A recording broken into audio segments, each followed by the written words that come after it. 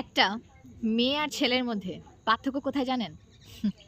মেয়েরা এড়িয়ে যেতে যেতে জড়িয়ে যায়, আর ছেলেরা জড়িয়ে থাকতে থাকতে এড়িয়ে যায়। অধিকাংশ সম্পর্কেও মেয়েরা প্রথম শুরু করে না।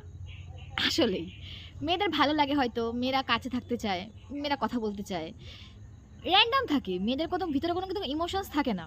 ওদের ইমোশনস অনেক পরে আসে, অনেক সময় পরে।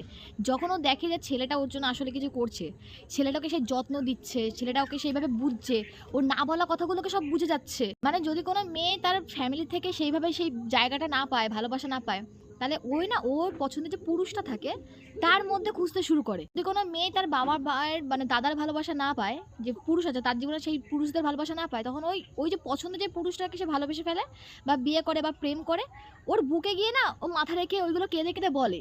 আর ও চায় যে ওই ছেলেটা না ওকে ওইভাবে টেক কেয়ার করুক, ওকে আগলে রাখুক, ওকে না ছাড়ুক। ও অভিমান করবে, জেদ করবে, এটা মেয়েদের একটা স্বভাব। আর ছেলেরা কি করবে, এটা মানাবে।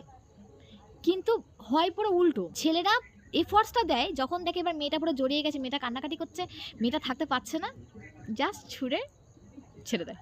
এরপর আর তখন কি করে জানো, বলে কি যে তুমি পাগল হয়ে গেছো, তোমার মাথার সিট খারাপ, তুমি তো সমাজের সঙ্গে চলতে পারো না, তোমাকে কে মানে কে কি করবে, তুমি তো একটা ইউজ প্রোডাক্ট, মানে না জানি কি কি করে। একটা মেয়ে কখনো এরকম র্যান্ডাম খারাপ হয় না। একটা মেয়ে খারাপের হওয়ার পিছনে কোনো না কোনো খবর নিয়ে দেখো ছেলেই জড়িত। ও তো কলা গাছের সঙ্গে তার কিছু করেনি, কোনো না কোনো ছেলেই ছিল। একটা মেয়ের এরকম চরিত্র উল্লঙ্ঘন করার আগে একবার নিজের মা, নিজের বোন, এগুলোর কথা ভাবো।